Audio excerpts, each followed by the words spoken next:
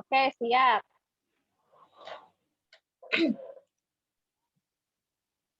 Bismillahirrahmanirrahim. Assalamualaikum warahmatullahi wabarakatuh.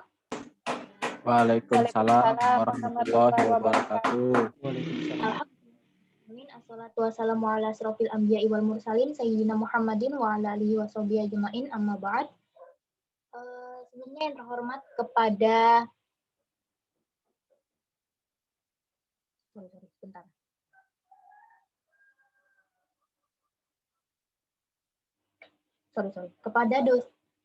Kepada dosen sosiologi pendidikan dan kepada teman-teman sekalian yang saya banggakan.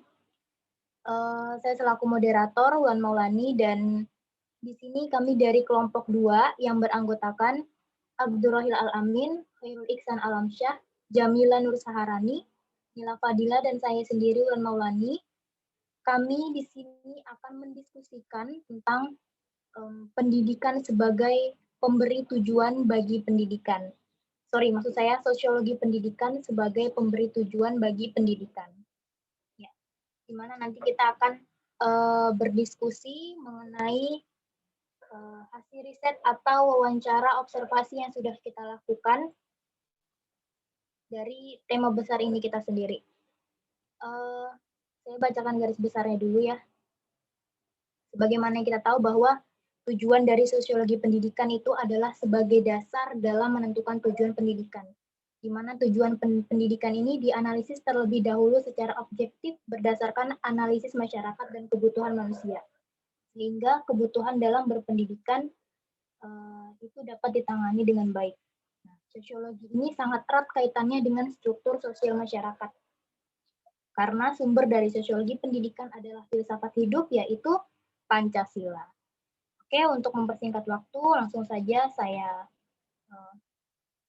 serahkan kepada Abdurrahil Al-Amin untuk hasil diskusinya. Waktu dan tempat disilakan. Ya, Assalamualaikum warahmatullahi wabarakatuh. Perkenalkan, nama saya Abdurrahim Al-Amin.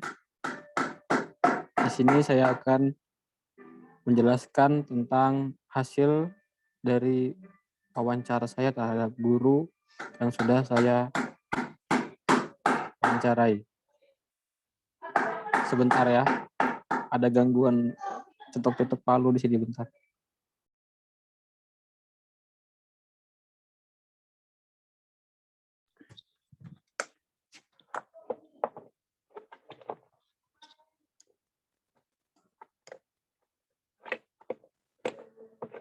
Oke, langsung saja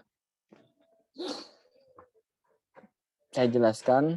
Nama beliau adalah Rahmat Nifo SPD, lahir di Luwakulu tanggal 27 Januari 1998. Beliau tinggal di Jalan Mulyo Pranoto, RT 2 Luwakulu. Bekerja sebagai guru pendidik di Sekolah Dasar atau SD 008 Lembonang, Kecamatan Luwakulu. Mulai mengajar pada tanggal 8 April 1988 hingga sekarang. Oh, di sini salah ya. Ini lahirnya dia tuh 27 Januari 1968, bukan 98. Yang A, cara melakukan pendekatan sosial kepada anak didik menurut Bapak Rahmat Nifo SPD. 1, kita harus sadar bahwasanya kita ini adalah pengganti orang tua di sekolah. Maksud dari itu ialah siswa, baik siswa maupun orang tua wali, itu harus sadar guru itu sebagai penggantinya. Kenapa saya bilang begitu? Karena peran guru di sekolah itu sebagai pemberi ilmu, pemberi yang mana yang benar, yang mana yang salah, mengayomi anak-anaknya, anak-anak didiknya. Selain itu guru juga penompang atau pembangkit dari kreativitas siswanya, yang mana siswa ini pintar di mana, di situ guru majukan. Yang di mana siswa itu tidak suka apa, di situ juga guru tidak pakai metode itu. Yang kedua, kita wajib menguasai materi atau bahan ajaran. Guru sebelum dia mengajar itu harus menguasai semua materi yang ia pengen jabarkan atau ia pengen jelaskan. Jadi sebelum dia memasuki kelas, dia harus wajib menguasai materi tersebut. Yang ketiga, membuat peserta didik agar bersimpatik terhadap kita atau senang. Kita sebagai guru itu wajib membuat siswa atau peserta didik kita ini senang dengan kita. Kalau kita yang ngajar senang, bukannya malah bosan lah apa. Jadi kita tuh harus membuat siswa kita tuh senang dengan kita.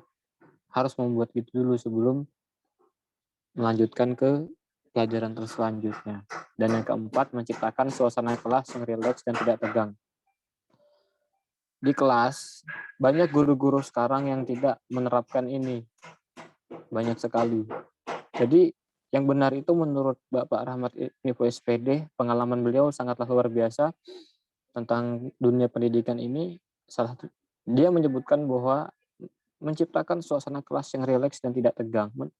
Saya jelaskan lagi di sini, bahwa kita ini sebagai guru harus menciptakan suasana di saat kita mengajar ini dengan rileks. Maksudnya boleh bercanda tapi tidak terlaluan. Jadi ada waktunya kita bercanda, ada waktunya kita serius. Di saat serius, di saat kita bercanda. Tidak boleh adanya di kelas serius harus bercanda, tidak boleh. Jadi itu begitu. Supaya siswa ini tidak tegang. Kalau tegang terus bakal bosan. Percuma dipaparkan banyak-banyak, akan tetapi siswa tidak bakal bisa paham. Dan yang kelima itu menjadi guru yang mengayomi, menyayangi, tidak memakai kekerasan. Kita tidak boleh mengajar dengan memakai metode kekerasan. Kekerasan itu untuk di zaman sekarang sangatlah fatal bagi guru jika guru itu melakukan hal tersebut.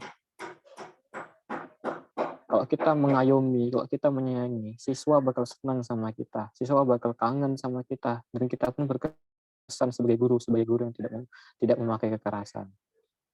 6. Harus bisa menyesuaikan bagi peserta didik, dikarenakan latar belakang anak yang berbeda-beda. Ada anak peserta didik yang dari keluarga pendidik. Ada juga anak-anak yang orang tuanya tidak berpendidikan, tidak pernah sekolah bahkan. Itu beda. Kita beda. Cara menghadapinya itu beda. Kenapa saya bilang beda? Kita tuh contohnya anak orang pintar, anak orang yang berpendidikan, orang tuanya berpendidikan, pasti anaknya pintar. Karena di rumah orang tuanya juga mendorong dia untuk belajar. Tapi kalau orang tuanya tidak berpendidikan, tidak berpengalaman dengan pendidikan, tidak berpengetahuan tentang pendidikan, dia bakal acuh. Dia bakal diam aja. Paling dia mengingatkan aja, nak belajar. Tapi tidak dibantu, tapi tidak dipaksa, diajak gitu. Yang ketujuh, lebih jeli dalam menghadapi anak yang berlatar belakang orang tua yang tidak berpendidikan. Nah, ini maksudnya tadi sama kayak nomor 6 sama 7. Yang nomor 6 itu anak-anak yang orang tuanya tidak berpendidikan dan berpendidikan. Yang ketujuh ini kita lebih menuju ke orang tua yang tidak berpendidikan. Banyak masalah-masalah anak yang orang tuanya tidak berpendidikan. Contohnya, kalau misalnya anak ini nakal dari keluarga tidak berpendidikan, guru ini mengasih pelajaran dengan menjentil telinganya. Pasti orang tua yang tidak berpendidikan ini pasti marah dengan guru ini. Kenapa anak saya dipukul? Gini. Bahkan lebih berpanjang masalahnya. Itu kan tidak masuk akal. Guru tidak bakal melakukan sesuatu jika tidak ada masalahnya. Guru itu tahu batasannya. Nah, itu. Yang B, menurut Bapak Rahmat Nabi ini, kendala dalam belajar mengajar itu, yang pertama tuh kita tuh harus sabar dalam menghadapi anak-anak yang nakal. Banyak anak-anak yang nakal sekarang yang dikala kita menjelaskan, dia malah bercerita dengan temannya, atau bernyanyi, atau bermain, atau tidak mendengarkan penjelasan gurunya, itu banyak. Kita tuh harus sabar di sana. Tidak boleh mengambil amarah, jangan. Kita harus kasih tahu dia dengan cara yang lembut, seperti kapas. Yang kedua itu lebih banyak bersabar kepada anak yang kurang paham dalam pelajaran. Ya seperti saya katakan tadi, banyak orang anak-anak itu kalau tegang, dia nggak bakal paham. Nah, bagaimana cara dia paham? Kita bawa dia rileks. Kalau satu metode ini salah, berarti anak ini harus beda metodenya, cara mengajarnya beda. Berarti anak ini harus kita tekankan lagi. Maksudnya kita lebih mengayomi dia lagi daripada yang lain, karena dia kurang dalam menangkap mata pelajaran yang diajarkan. Yang ketiga itu memberikan cara belajar berbeda kepada anak yang gangguan jiwa. Di sekolah ajaran Bapak Rahmat IPSPD ini, ada banyak anak-anak yang kurang atau gangguan jiwa itu disekolahkan di sana. Itu kan udah pasti tempatnya beda. Itu sekolah dasar untuk anak-anak yang tidak gangguan jiwa, tapi orang-orang sana menggabungkannya dengan anak-anak yang gangguan jiwa. Ini sangat luar biasa. Pengalaman Bapak Rahmat IPSPD ini sampai sekarang ada anak yang umur 15 tahun masih kelas 6 SD. Ada juga anak yang umurnya 14 tahun, 13 tahun masih kelas 5 SD. Ada. Cara belajarnya udah beda. Dia jarang kerjakan tugas, apa-apa. Banyak kendalanya lah. Di situ kita diajarkan dengan kesabaran. Nah, yang ketiga ini, yang berikutnya, kendala COVID menurut Bapak Rahmat IPSPD ini ialah selama COVID ini, yang pertama itu para peserta didik tidak membeli kuota. Jadi para murid-muridnya itu tidak mampu membeli kuota. Itu maksudnya gitu. Entah itu apa, cuma alasan atau apa, atau betul, nggak tahu. Yang kedua, jaringan yang susah dan sering menghilang. Nah, karena sekolahannya ini tempatnya di pedalaman, di dalam dari Luakulu, jadi tempat untuk mengajar itu kan tower jaringan tuh nggak ada di sana. Telkomsel aja ada. Di sana pun mahal harga Telkomsel. Mungkin sebab anak-anak tidak bisa membeli kuota. Anak-anak membeli kuota M3 ini itu hingga tidak ada jaringan. Kalau ada jaringan pun mereka harus ke gunung. Masa mereka mau mengerjakan tugas di gunung gitu. Yang ketiga, kenakalan anak-anak yang memakai kuota untuk bermain game chat. Nah, ini nih banyak ini anak-anak sekarang ini rata-rata gini, bahkan saya pun hampir kena gitu. Jadi kuota ini yang digunakan untuk belajar, untuk kita sekolah. Anak-anak ini memakai untuk bermain game, chat dengan gebetan atau siapakah teman-temannya banyak. Dipergunakan dengan cara yang salah. Padahal kuota ini digunakan untuk belajar, tapi digunakan untuk main game. Ini karena kurangnya partisipasi orang tua untuk melihat kebiasaan anak, menegur anak. Ini termasuk. Yang keempat, kurang maksimalnya siswa menerima pelajaran tersebut. Nah, karena diakibatkan tidak ada kuota, jaringan susah, siswa tidak bisa mengerjakan atau menerima pelajaran tersebut. Kendalanya itu, banyak siswa-siswa SD dari Bapak Rahmat Lipo ini tidak bisa mengerjakan ujian, dapat nilai yang rendah banyak, dikarenakan tidak paham dengan mata pelajaran tersebut. 5, kurangnya kerjasama antara guru dan orang tua. Nah, guru di sini mengajak orang tua untuk bekerja sama, untuk mengawasi anak-anak yang di rumah, untuk mengajari anaknya di rumah, untuk mengawasi lah supaya anak ini harus belajar, hari ini harus belajar. Tapi mereka tidak bisa kerjasama dengan guru. Orang tuanya juga bodoh amat. Seperti saya bilang di atas tadi, jika orang tua berpendidikan, maka dia anak-anaknya ini diayomi dengan sendirinya. Tapi jika anak dari orang tua yang tidak berpendidikan, dia tidak akan bisa mengayomi. Bahkan diacuhkan saja. Yang keenam, tidak bisa mengerjakan tugas dikarenakan tidak menguasai materi tersebut. Saya sudah jelaskan di atas tadi, dikarenakan tidak ada kuota, tidak ada jaringan, maka mereka tidak bisa mengerti apa yang dijelaskan. Yang ke D ini cara mendidik anak yang ingin mengikuti perlombaan. Menurut pengalaman Bapak Rahmat IPSPD ini, yang pertama itu memberikan kelas tambahan. Jadi anak-anak itu dikasih kelas tambahan yang dimana anak-anak itu harus belajar di saat pulang sekolah gitu. Yang anak-anak lain pulang, yang mau ikut lomba ini harus menunggu dulu sebelum pulang, harus belajar dulu untuk ikut lomba. Yang kedua, memberikan hadiah berupa uang untuk memotivasi peserta didik. Jadi sebelum dia mengikuti lomba, dia dikasih uang dulu, dikasih saku dulu. Ini nak uang untukmu 50.000 nak. Semangat belajarnya, yakin kamu harus menang. Contohnya begitu. Nah, itu. Baik dia kalah maupun menang, tapi dia udah dapat uang di depan matanya gitu. Jadi dia tuh tidak, kalau kalah dia tidak down karena dia udah dapat hadiah dari gurunya gitu. Yang ketiga, mengajar dengan gaya yang rileks dan tidak tegang. Sudah saya jelaskan, suasana kelas itu mempengaruhi pola belajar anak. Yang keempat, ajak anak-anak menyukai guru tersebut. Saya sudah jelaskan juga di atas, kalau guru tidak bisa mengajak anak muridnya suka dengan guru tersebut, tidak bakal bisa. Karena pengalaman saya, kalau saya tidak suka dengan guru tersebut, saya tidak akan bisa menerima apa ilmu yang beliau sampaikan. Akan tetapi jika saya suka sama guru tersebut, mudah sekali ilmu itu masuk ke dalam pikiran saya. Yang kelima, memberi semangat atau support. Nah, itu udah pastilah kita memberi support, semangat kepada peserta didik yang ikut lomba itu. Jangan bikin dia down, bikinlah dia semangat. Positive thinking untuk menang gitu. Motivasi untuk calon pendidik menurut Bapak Rahmat nih PSPD. Yang pertama, ini motivasi untuk para kita ini yang calon peserta didik. Yang pertama itu tanamkan kepada jiwa kita bahwa pekerjaan guru itu adalah pekerjaan yang membanggakan. Nah, contohnya gini, banyak orang-orang yang ingin menjadi polisi. Mereka bangga dengan pekerjaan polisi. Oh, ini polisi ini keren gini-gini.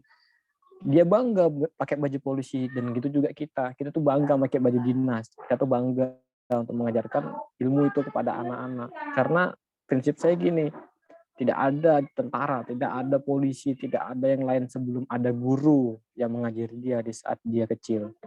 Jadi penopang yang pertama yang mengasih dia ilmu itu guru.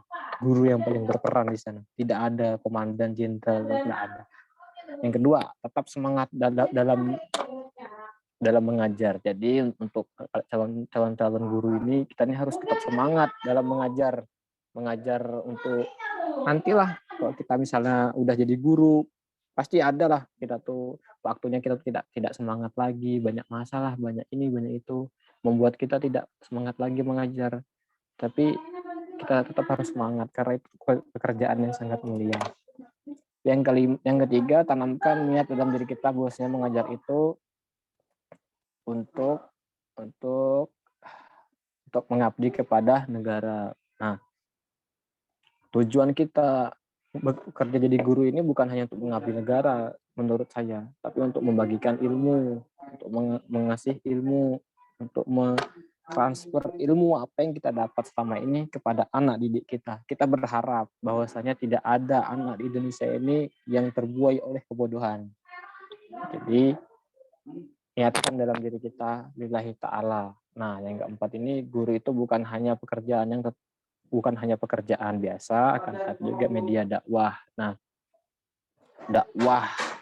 Jadi pekerjaan guru itu bukan hanya pekerjaan yang menghasilkan uang, walaupun gaji sedikit, yang penting dakwah, ilmu apa yang sampean sampaikan sampai besar nanti bakal bermanfaat di alam sana. Mungkin sekian dari saya Abdurrahim Alamin. Mohon maaf jika ada kesalahan. Berikutnya saya serahkan ke moderator.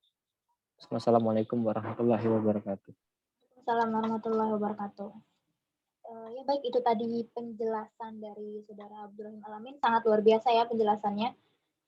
Oke, selanjutnya untuk mempersingkat waktu, saya serahkan kepada Jamila Nur Saharani hasil mini risetnya seperti apa. Waktu dan tempat dipersilakan.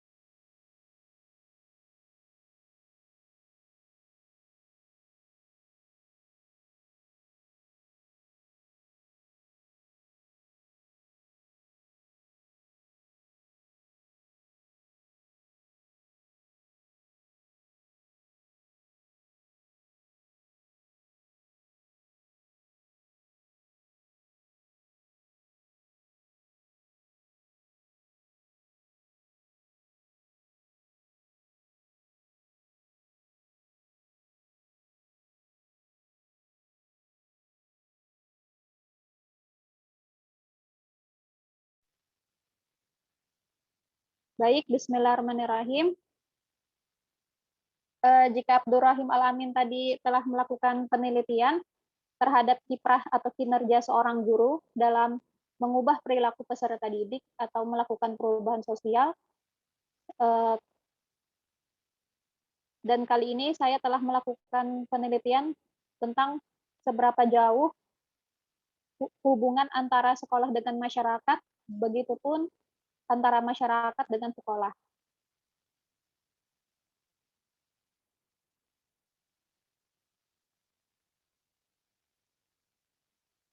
Nah, di sini jumlah narasumber yang saya ambil dalam penelitian itu berjumlah 7 orang.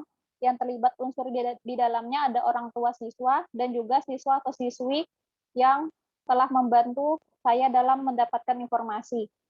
Adapun teknik pengumpulan data, saya menggunakan metode wawancara terstruktur, yaitu wawancara yang pertanyaan-pertanyaannya itu sudah disiapkan sedemikian rupa sebelumnya, dan juga angket atau kuesioner. Kemudian, jadi data yang saya lakukan untuk penelitian itu berasal dari wawancara dan juga lembar pertanyaan. Adapun pelaksanaan penelitian saya, tempat dan waktu pelaksanaan, penelitian saya melalui angket atau kuesioner yang dilaksanakan dengan membuat angket dengan Google Formulir dan juga menyebarkannya secara online via WhatsApp dengan jumlah siswa 6 orang siswa di Balikpapan. Adapun studi lapangan dengan metode angket tersebut dilaksanakan pada hari Minggu kemarin, 7 Maret 2021, tepat pada pukul 13 sampai hampir jam 12 malam. Dalam satu kali penelitian. Sedangkan penelitian melalui wawancara dilaksanakan pada hari Minggu juga, tepat pada pukul 5 sore di Jalan Tepo, kilometer 10, RT 008, Kelurahan Karangjawang, Kecamatan Balikpapan Utara, Kaltim. Adapun aspek yang berkaitan dengan studi lapangan, ini bisa dilihat daftar siswa atau siswi yang telah mengisi kuesioner. Ada yang dari SMA Negeri 9, SMK 2, SMK 1, dan juga salah satu orang tua murid SMA Negeri 9. Nah, ini bisa dilihat, ini merupakan salah satu lembar angket yang telah saya buat untuk siswa atau siswi SMA SMK di Kota Balikpapan.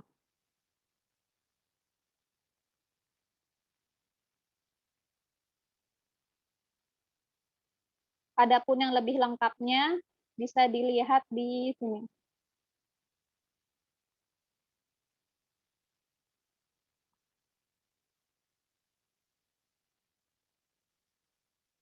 Nih, pengamatan terkait peran sosiologi terhadap pencapaian tujuan pendidikan di sekolah SMA SMK. Adapun pertanyaan yang saya ajukan itu, bagaimana belajar itu bisa dianggap bermanfaat apabila seseorang tersebut dapat menerapkan hasil belajar dalam kehidupannya. Dan ilmu dari sekolah seperti apa yang mereka terapkan dalam kehidupan sehari-hari. Terus,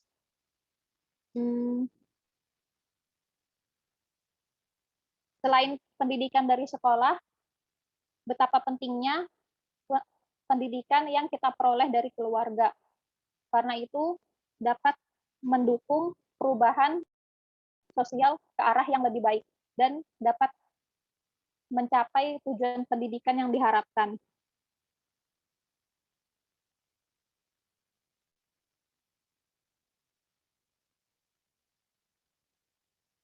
Dari penelitian berdasarkan angket tersebut dapat disimpulkan bahwa pendidikan tidak hanya menjadi tanggung jawab seorang guru, melainkan untuk mencapai tujuan pendidikan yang optimal demi mewujudkan adanya perubahan sosial ke arah yang lebih baik. Di sini peran orang tua dan keluarga itu juga memiliki dampak langsung terhadap tumbuh kembang anak, di mana mereka membawa anak pada pengembangan potensial sosial yang positif. Contohnya seperti Viola Ramadita. yang merupakan salah satu siswi SMK Negeri 2 Balikpapan dan siswa-siswi yang lain. Mereka sebagian besar menjawab bahwa pendidikan yang mereka dapatkan dari keluarga itu, yang mereka terapkan juga di sekolah dalam proses sosialisasi demi mewujudkan adanya hubungan interaksi yang baik dengan teman yang lain atau dengan masyarakat sekitar, yaitu menghormati orang yang lebih tua, menolong orang lain yang sedang mengalami kesulitan dengan ikhlas, dan juga bisa dimulai dari hal-hal yang kecil seperti memberikan tempat duduk kepada wanita hamil atau orang tua, terus memberikan pinjaman alat tulis kepada teman yang membutuhkan, bersikap ramah terhadap siapapun, bahkan toleransi dengan masyarakat sekitar yang berbeda keyakinan. Nah, di sini mereka rata-rata memang dari keluarganya itu dididik dari kecil untuk bisa berinteraksi sosial dengan baik. Kemudian dari keluarga mereka ini, dari penanaman nilai-nilai yang sudah mereka berikan kepada anak mereka tersebut, kemudian mereka memasukkan anak mereka ke sekolah. Untuk apa? Karena mereka percaya bahwa sekolah itu dapat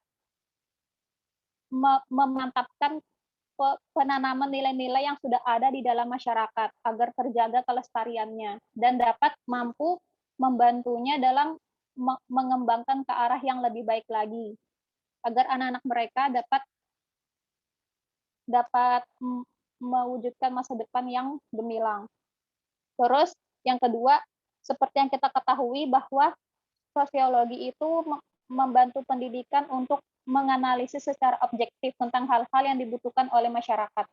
Apa aja sih hal-hal yang dibutuhkan oleh masyarakat, seperti tempat atau wadah dalam mengekspresikan minat dan bakat siswa. Nah, itu kan hal-hal yang dibutuhkan oleh masyarakat, terutama anak-anak mereka. Nah, disinilah peran sekolah untuk memfasilitasi kebutuhan masyarakat tersebut.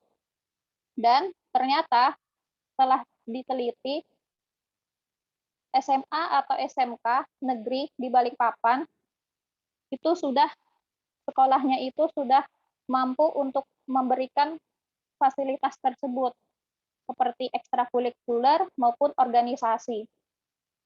Ini salah satu contohnya, Waode Ratna yang merupakan siswi SMA Negeri 9 Balikpapan, dia sudah merasakan sendiri dampak yang dihasilkan dari ekstrakurikuler Paskibra, bahwa dengan dirinya ikut Paskibra, dia bisa menjadi pribadi yang memiliki jiwa korsa yang tinggi, disiplin, dan saling membantu bila ada kesulitan. Jadi dengan adanya tempat yang disediakan oleh sekolah untuk mengekspresikan minat dan bakat siswa secara tidak langsung dapat membantu guru dan orang tua dalam membina dan mengembangkan anak-anak mereka, yang anak-anak mereka peroleh pelajaran-pelajaran dari pengalaman di ekstrakurikuler tersebut. Selain itu, juga terdapat perbedaan manajemen pengelolaan antara sekolah di daerah Kilo yang mayoritas gaya hidupnya itu yang masih sederhana. Kan Kilo itu bisa disebut dengan masih apa ya? Hampir kota tapi juga bukan kota gitu. Nah, dibilang desa juga bukan terlalu desa. Pokoknya di daerah Kilo tuh sebagai daerah yang memiliki tempat wisata alam, juga penduduk yang rata-ratanya itu bertani atau berkebun. Berbeda dengan sekolah daerah perkotaan yang merupakan daerah metropolitan dengan penduduk yang mayoritas kegiatannya itu perbankan, industri perdagangan, perusahaan, dan sebagainya. Nah, dapat diketahui dari ini, sekolah di daerah perkotaan yaitu SMK Negeri 1 Balikpapan itu masih menerapkan sistem pembagian kelas unggulan dan reguler berdasarkan tingkat IQ peserta didik. Sedangkan sekolah di daerah Kilo itu atau kelurahan seperti SMA Negeri 9 dan SMK Negeri 2 Balikpapan itu tidak menerapkan pembagian kelas menurut prestasi siswa. Nah, pada dasarnya yang kita ketahui bahwa sistem penempatan peserta didik berdasarkan prestasi siswa itu ada positif dan negatifnya. Positifnya itu siswa bisa mendapatkan apa yang mereka butuhkan. Begitupun dalam hal manajemen sekolah akan lebih mudah dalam pemenuhan kebutuhan siswa. Akan tetapi apabila pelayanan yang diberikan kepada dua kelompok kelas yang berbeda tersebut tidak dapat ditangani dengan optimal, dikhawatirkan akan timbul disintegrasi atau perpecahan antar kelompok atau perseteruan antara kelas unggulan dengan kelas reguler. Kemudian dalam sistem sosial di kelas, tentunya terdapat beragam karakter siswa, ada yang pandai, pendiam, pemalu, superaktif. Walaupun mereka semua berasal dari usia yang sama. Nah, sebagai seorang guru tentu kan harus bisa menciptakan iklim belajar yang kondusif.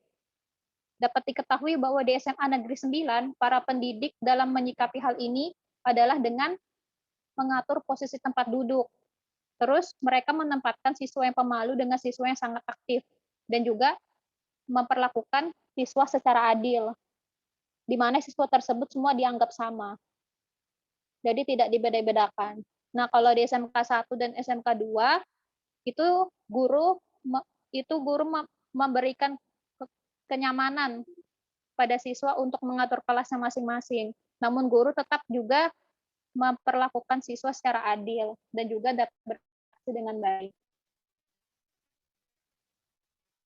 Terus untuk menjaga hubungan dengan masyarakat, sebagian besar sekolah-sekolah di Balikpapan itu mereka mengizinkan untuk agar masyarakat itu bisa memakai fasilitas sekolah seperti masjid, lapangan, gedung serbaguna, bahkan perlengkapan olahraga. Namun tetap sekolah harus tetap menjaga dan merawat semua sarana prasarana yang ada. Seperti yang dilakukan oleh SMA 9 dan juga SMK 2 Balikpapan. Kemudian, karena sosiologi pendidikan ini sangat membantu dalam proses mencapai tujuan pendidikan, pendidikan adalah faktor yang sangat besar untuk menjadi pendorong dalam merubah kehidupan sosial suatu keluarga maupun masyarakat. Begitupun, masyarakat menganggap bahwa pendidikan itu dapat mengubah kehidupan ekonomi keluarga. Hal ini sudah terbukti jika output yang dihasilkan itu adalah output yang berkualitas. Jika outputnya itu berkualitas, maka tujuan pendidikan bisa dikatakan tercapai. Nah, salah satunya siswi SMK Negeri 2 Balikpapan yang bernama Disma Sari. Dia bilang bahwa dengan ilmu yang ia dapatkan, kini ia dapat menerapkan ilmu tersebut di perusahaan yang kini ia tempati. Bahkan ilmu sosial yang dulu pernah diajarkan waktu SMK sangat berguna untuk membangun hubungan sosial yang baik dengan rekan kerja yang lainnya.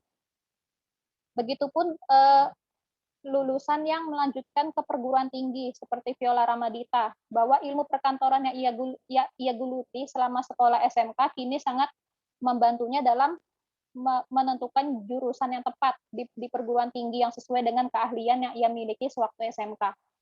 Nah, selain angket dan kuesioner, saya juga melakukan proses wawancara dengan salah satu orang tua murid siswi SMA Negeri 9, yaitu Ibu Linda.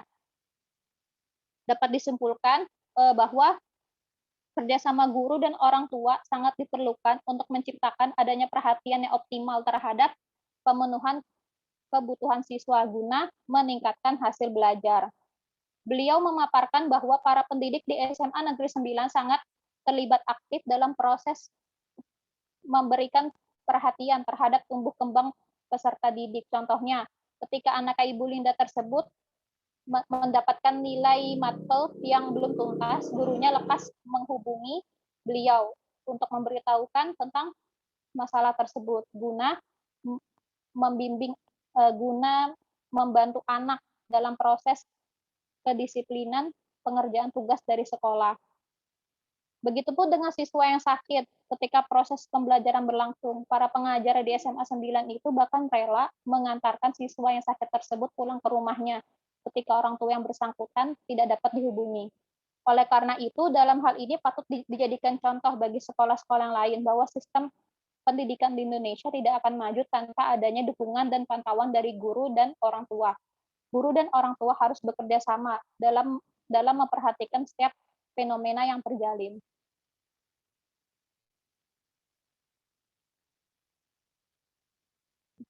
Jadi prestis sekolah semakin tinggi di mata masyarakat jika sekolah tersebut mampu melahirkan peserta didik yang cerdas, berkepribadian, dan mampu mengaplikasikan ilmu yang diperolehnya dalam memajukan masyarakat. Dan masyarakat ini tugasnya yaitu sebagai partner sekolah dalam mencapai kesuksesan sekolah itu sendiri. Mungkin sekian dari saya, kurang lebihnya mohon maaf. Jika saya terdapat salah dalam penyampaian, saya mohon maaf. Saya serahkan ke moderator. Ya baik, terima kasih kepada Saudari Jamila Nursahrani. Sangat jelas ya pemaparannya, sangat baik dan sangat jelas. Oke, selanjutnya saya serahkan kepada Khairul Ihsan Alamsyah untuk hasilnya. Silakan. Baik. Bismillahirrahmanirrahim. Assalamualaikum warahmatullahi wabarakatuh.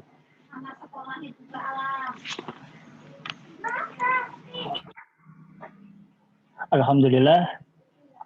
Assalatu wassalamu ala asyrafil anbiya wal mursalin sayyidina wa maulana Muhammadin wa ala alihi wa sahbihi ajma'in.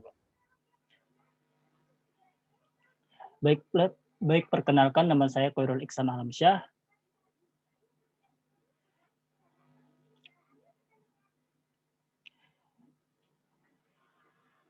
Adapun narasumber yang saya wawancarai yaitu adalah seorang guru SMP 3 Balikpapan, yaitu atas nama Ibu Nurlela SAG.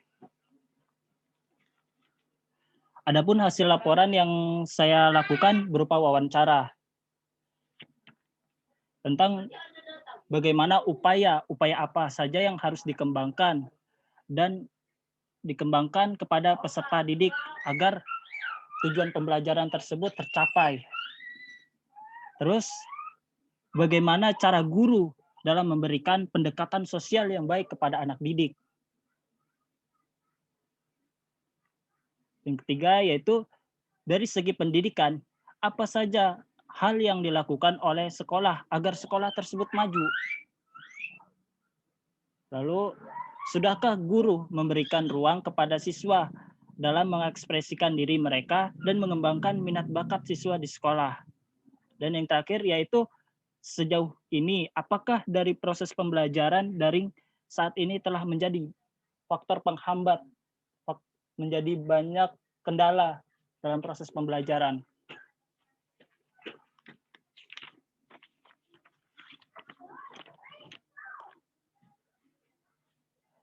Jadi yang pertama itu upaya yang harus dikembangkan dalam proses pembelajaran tersebut yaitu salah satunya yaitu guru harus melakukan yang namanya peningkatan mutu guru. Bisa melakukan workshop, melakukan pelatihan di sekolah maupun di luar sekolah. Pelatihan kompetensi guru, bantuan khusus sekolah, bantuan khusus murid, sarana dan prasarana pendidikan yang maju dan layak, pemerataan pendidikan, dan kepemimpinan. Jadi kepala sekolah di sekolah tersebut itu tidak kalah dalam meningkatkan yang namanya kompetensi seorang guru. Seperti melakukan pertemuan agar guru tersebut dilatih dan dibina sedemikian mungkin gitu. Nah, yang kedua yaitu cara pendekatan sosial yang baik kepada anak didik itu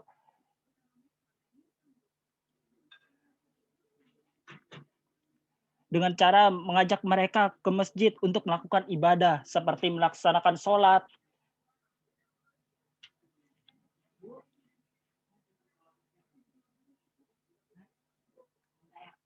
diskusi, dan lain sebagainya. Setelah selesai, guru tersebut mengajak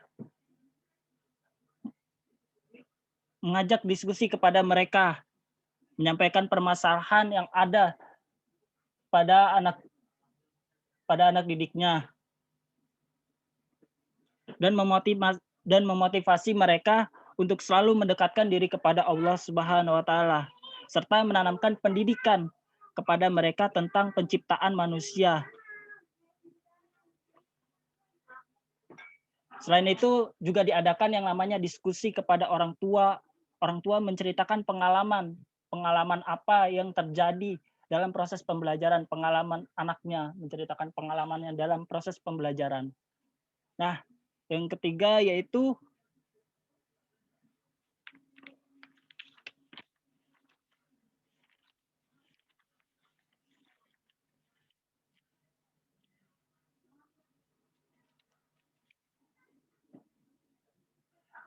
agar sekolah tersebut maju, maka sekolah itu harus menjalin kerjasama dengan komite masyarakat, lingkungan sekolah, karena pendidikan akan terjalin dengan baik apabila saling adanya kerjasama yang baik, misalnya antara guru dengan murid.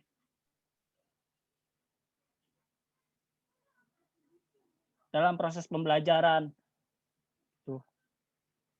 Yang keempat yaitu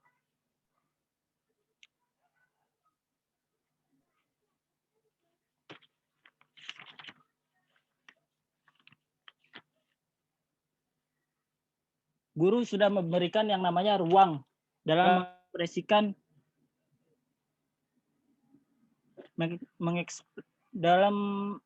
mengekspresikan siswa dalam mengembangkan yang namanya minat bakatnya. Misalnya memberikan kompetensi melatih siswa mempunyai kompetensi musabakoh Quran, musabakoh tilawatil Quran, dilatih. Terus diberikan kesempatan yang namanya latihan. Begitu pula dengan musabakotil hifzil Quran, diberikan latihan agar RPK-nya bertambah.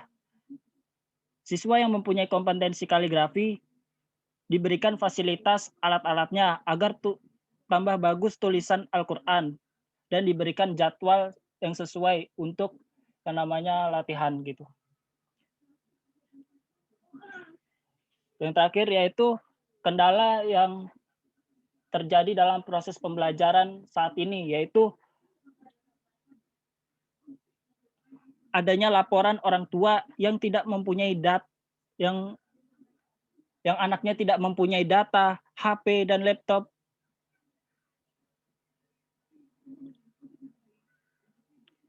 Bahkan ada saja siswa yang berdua dengan kakaknya. Maksudnya yaitu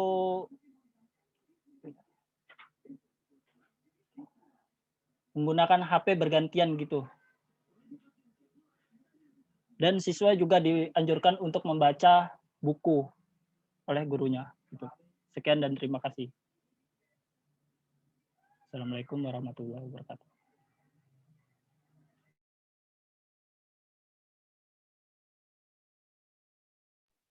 Oke. Baik. Waalaikumsalam warahmatullahi wabarakatuh. Terima kasih kepada Saudara Khairul Alam. Sangat bagus dan luar biasa sekali pemaparannya. Dan langsung saja kita ke materi yang keempat, ada Nila Fadila. Oke, waktu dan tempat dipersilahkan. Baik, bismillahirrahmanirrahim. Assalamualaikum warahmatullahi wabarakatuh. Terima kasih atas waktunya. Di sini saya akan menyampaikan hasil laporan pengamatan saya berupa wawancara. Di sini saya mau wawancarai Pak Ahmad Irfandi, di mana beliau adalah seorang pengajar di pondok pesantren, tentang salah satu tujuan sosiologi pendidikan, yaitu menginginkan perubahan sosial ke arah yang lebih baik.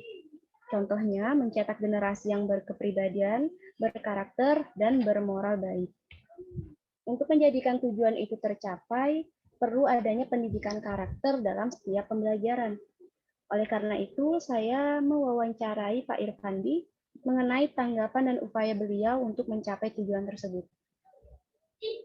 Langsung saja ke pertanyaan pertama.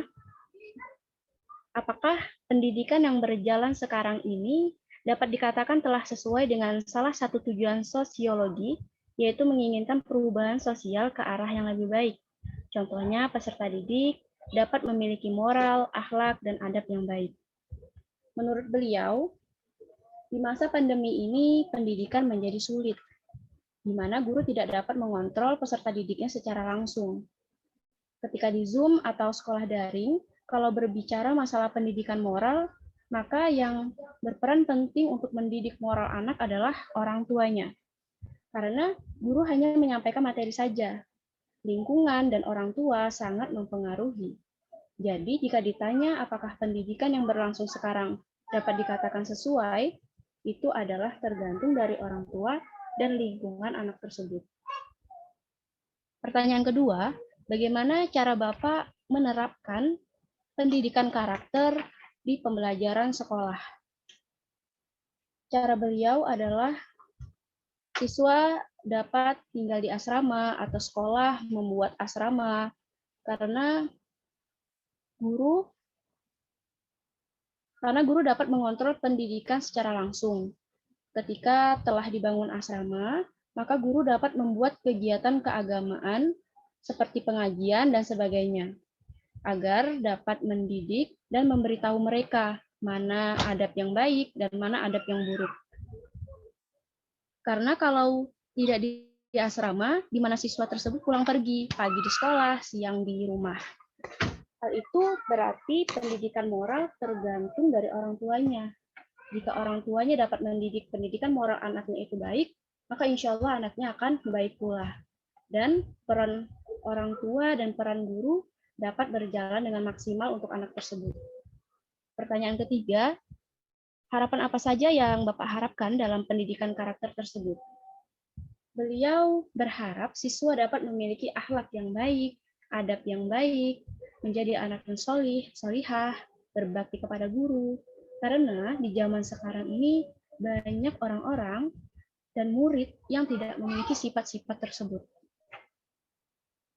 Pertanyaan keempat, apakah hal-hal dalam menerapkan pendidikan karakter yang telah Bapak sebutkan efektif dalam pendidikan karakter? Menurut beliau, itu sangat efektif walau tidak 100%. Karena namanya pendidikan, anak murid itu pasti ada saja yang nakal.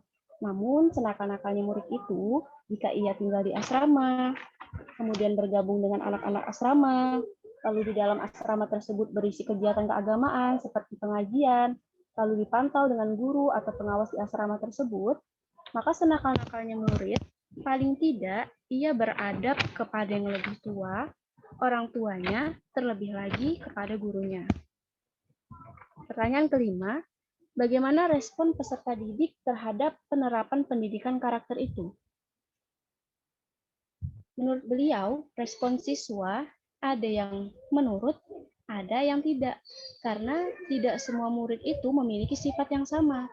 Tetapi dengan cara penerapan yang telah beliau sebutkan itu, sebagian besar efektif untuk dilaksanakan. Pertanyaan keenam, apakah pendidikan karakter yang Bapak terapkan dapat dikatakan sesuai harapan? Menurut beliau, itu belum sesuai harapan, karena pendidikan itu tahun ke tahun harus memiliki perkembangan.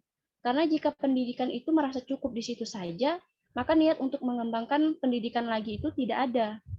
Jadi, cara penerapan yang telah disebutkan itu belum cukup, karena masih banyak cara-cara yang efektif agar pendidikan itu terus berkembang. Pertanyaan terakhir, apakah ada kendala dalam penerapan pendidikan karakter dalam pembelajaran? Jika ada, bagaimana solusi Bapak menangani hal tersebut? Menurut beliau, dalam pendidikan pasti dan banyak sekali kendala-kendala yang ada. Salah satunya adalah menemui murid yang membangkang. Anak tersebut sudah diberikan cara yang efektif, dibujuk, pemanggilan orang tua, dan sang anak tetap nakal. Jadi, salah satu solusi yang dapat beliau lakukan adalah dengan membujuk teman anak tersebut, mencari tahu siapa temannya, teman bergaulnya, teman ngumpulnya, karena sifat itu yang paling besar adalah terpengaruh dengan teman-temannya. Misal teman-temannya baik, lingkungannya baik, insya Allah anak itu akan baik. Namun jika kebalikannya, lingkungannya buruk, teman-temannya buruk, kemungkinan besar anak tersebut juga akan menjadi buruk. Lalu, jika beliau telah sukses membujuk temannya, maka beliau mengajak lagi teman-teman yang lain. Jika temannya telah berubah menjadi anak yang rajin, pintar, berakhlak, dan memiliki adab yang baik, maka paling tidak anak yang nakal tadi, walaupun tidak berubah 100%, anak tersebut pasti ada perubahannya, insya Allah. Demikian hasil laporan saya. Saya ucapkan terima kasih dan mohon maaf jika ada kesalahan kata. Selanjutnya saya serahkan kepada moderator. Ya, baik. Terima kasih kepada Saudari Nila Fadila, sangat baik dan luar biasa pemaparannya. Selanjutnya adalah diri saya sendiri. Saya yang terakhir menutup hasil diskusi dan wawancara kita pada hari ini. Ya, kalau teman-teman semua melakukan wawancara, saya lain sendiri saya nggak sempat melakukan wawancara, jadi saya mini riset aja. Saya mengambil tema besar tentang peran guru dalam sosiologi pendidikan untuk mencapai tujuan pendidikan. Jadi saya mau menyempitkan yang luas, guru di kelas gitu. Peranan guru, pengaruh guru di kelas untuk peserta didik guna mencapai tujuan pendidikan. Oke, yang pertama, sebagaimana yang telah kita ketahui ya, bahwa kualitas pendidikan di Indonesia ini makin lama makin buruk. Kenapa? Ini ada beberapa faktornya. Ada dari kualitas guru, belum ya? Sabar, Lan. Sabar. Zoom-nya belum keluar, aku nggak lihat. Apa tuh PowerPoint? Ya, lanjut, Nah. Nah, ini dia ada faktor-faktornya nih. Ada kualitas guru, sarana prasarana murid, dan kesenjangan sosial gitu. Itu faktor-faktornya gitu. Terus kalau kita lihat dari guru ya, memang guru-guru saat ini kurang kompeten. Kenapa? Karena banyak orang yang menjadi guru karena mungkin tidak diterima di jurusan lain atau kekurangan dana, misalnya dia menjadi dokter. Kalau jadi dokter kan ya, tahu sendiri lah ya, dananya tuh lumayan besar, ya kan? Nah, jadi dia pilih jurusan lain ke jurusan guru itu. Kecuali sama guru-guru yang lama yang sudah lama mendedikasikan dirinya sebagai guru.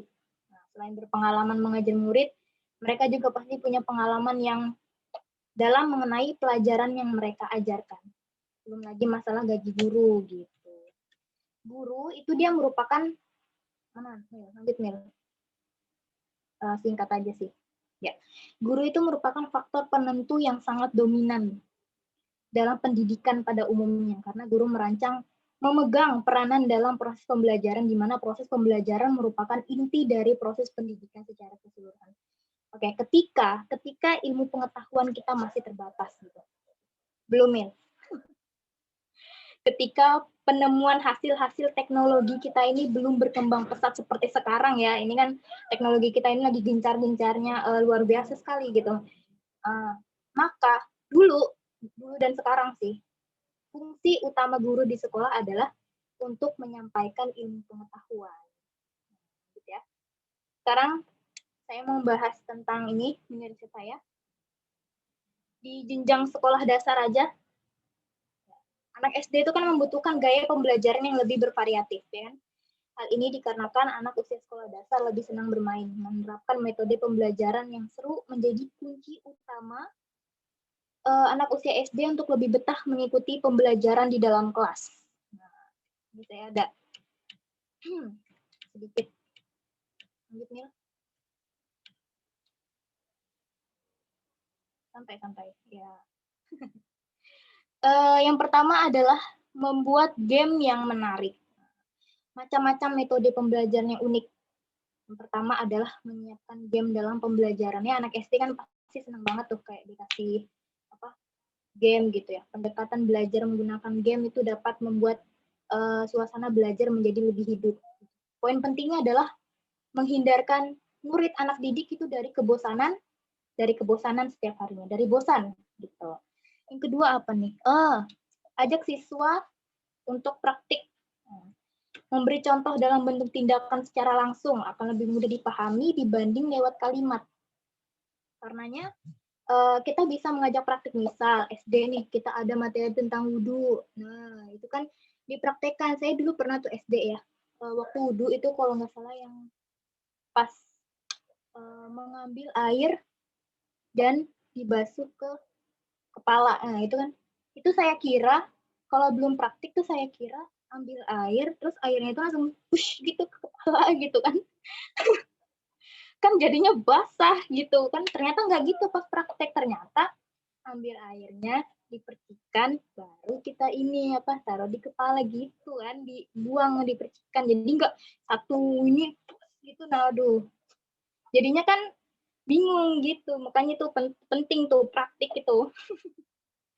Aduh, lucu juga ya.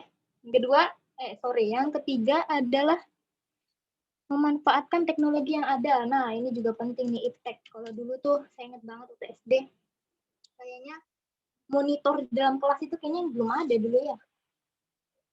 Cuma papan tulis gitu. Monitor tuh belum ada. Monitor apa sih namanya itu? Ya kan proyektor, kok monitor? Proyektor. Nah, menampilkan materi pembelajaran. Ini kan juga menarik gitu, bisa ditampilkan video-video yang menarik gitu. Pasti kan anak SD kan suka tuh kayak gitu.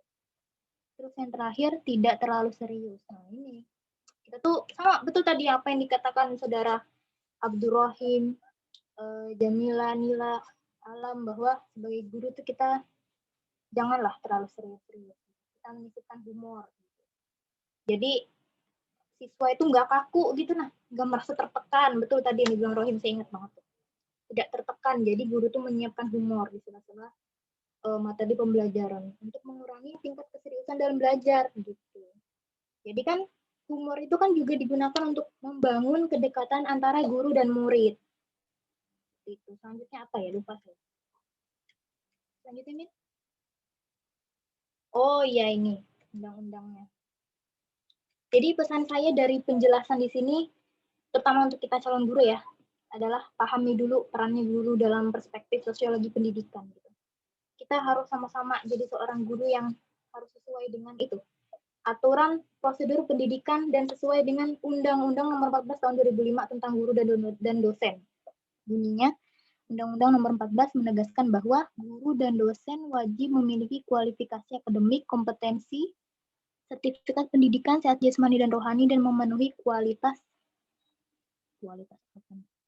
yang dipersyaratkan satuan pendidikan tingkat tempat bertugas serta memiliki kemampuan untuk mewujudkan tujuan pendidikan nasional. Ya, itu cukup dari saya. Selanjutnya saya serahkan ke moderator. Oke, saya lanjut lagi. Jadi saya membacakan kesimpulannya ya dari para pemateri tadi, luar biasa. Ada dari Abdurrahim Alamin, hasil wawancaranya di sini tentang fitrah dan kinerja tenaga pendidik, cara melakukan pendekatan sosial kepada anak didik, bahwa kita tuh harus sadar bahwa tenaga pendidik ini sebagai pengganti orang tua di sekolah, wajib menguasai materi dan bahan ajar. Ini untuk ini ya, tenaga pendidik ya, membuat simpati, suasana yang menyenangkan, membuat suasana kelas tidak tegang. Guru harus mengayomi atau mengajar tanpa kekerasan. Keenam, lebih jeli lagi terhadap latar belakang anak didik. Hasil angket dan wawancara dari Jamila dapat disimpulkan bahwa pendidikan itu tidak hanya menjadi tanggung jawab seorang guru, melainkan untuk mencapai tujuan pendidikan yang optimal demi mewujudkan adanya perubahan sosial ke arah yang lebih baik, di mana peran orang tua dan keluarga memiliki dampak langsung terhadap tumbuh kembang anak. Hasil wawancara dari Khairul Alam, terdapat tadi banyak poin penting yang bisa diambil melalui proses pendidikan ya, mulai dari pendidikan sosial, saya ngos-ngosan. Adanya partisipasi menjalin hubungan antara guru dan peserta didik, peningkatan mutu guru, sarana dan prasarana, kepemimpinan, dan pemerataan pendidikan. Luar biasa tadi. Lanjut. Hasil wawancara dari Nila Fadila. Apakah pendidikan sekarang sudah baik? Tadi saya lupa lagi. Masa pendidikan semakin sulit karena guru sulit selama COVID ini ya. Masa pendidikan semakin sulit karena guru sulit mengontrol secara langsung. Jadi tanggung jawabnya adalah ada di orang tua. Dan hasil kesimpulan dari saya sendiri adalah bahwa guru itu berhasil guru yang berhasil mendidik adalah guru yang mampu beradaptasi dengan berbagai perkembangan yang ada pada diri pendidik dan meningkatkan kompetensi anak didiknya. Guru sebagai seorang pengajar harus mampu meningkatkan kemampuan membuat perencanaan, mengelola pembelajaran yang efektif, dan menilai secara objektif. Ya, tepuk tangan untuk kita semua. Luar biasa diskusi pada hari ini. Senang mendengar hasil diskusi kalian, luar biasa. Wawancaranya luar biasa, nyata, tegas, dan Foto dulu, foto. setajam silet ya. Ya, foto dulu untuk hasil dokumen. Wih, Lam, ganti wallpaper, Lam. Siapa itu, Lam?